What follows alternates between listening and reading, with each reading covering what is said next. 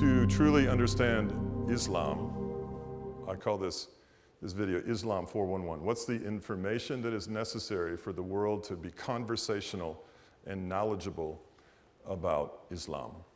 Islam began in the heart and the mind of a man by the name of Ubal Qasim, who we know as the Prophet Muhammad.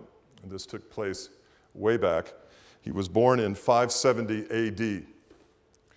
He was born in Mecca in Saudi Arabia, and he died in June 8th of 632.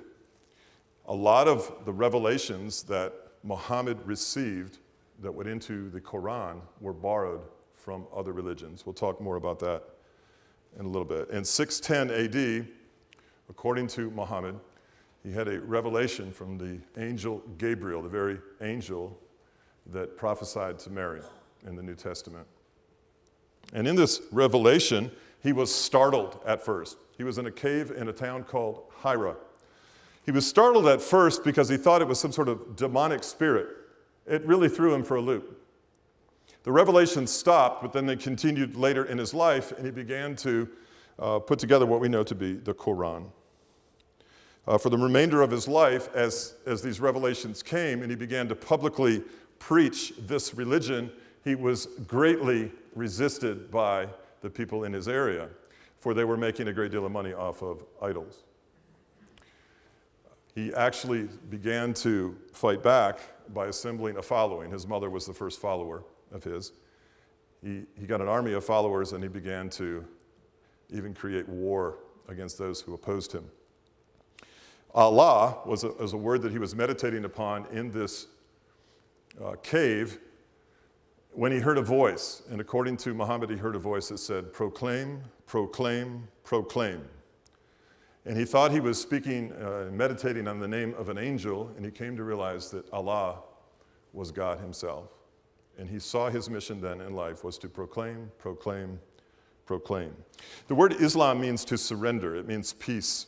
A Muslim is one who surrenders to the will of Allah.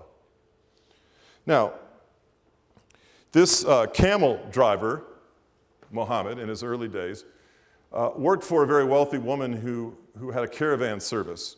He ended up marrying this very wealthy woman, and she became his wife. And he enjoyed her prominence and her favor. He ended up with 13 wives. Though most Muslim men are to have 4 wives, Muhammad had 13, one of which he married at the age of 7. Now, this caravan driver even had within his lineage Christians. In fact, one of the men in his family was a Christian bishop. Now, the Islam religion bases itself on salvation that is based, for the most part, on good works. There is but one way to ensure eternal life for a Muslim, and that is to become a martyr in what is called a jihad, a holy war. That is a guaranteed entrance into paradise. Awaiting men in heaven, particularly the martyrs, are prepubescent females, a river of liquor, and celestial maidens. This is the incentive for martyrdom in Islam. Muhammad later died at the end of his life in the arms of his favorite wife, the very one that he married when she was 7 years of age. So herein lies the birth of Islam, the writing of the Quran that Muslims today will say was actually dictated word for word by God and written by God and actually preserved over antiquity, even before the revelation came through the angel Gabriel to Muhammad in the cave in Hira. And therein lies the birth of Islam as we know it today, and now over 1 billion followers from that one little cave in Hira. That's the birth of Islam, to surrender to God.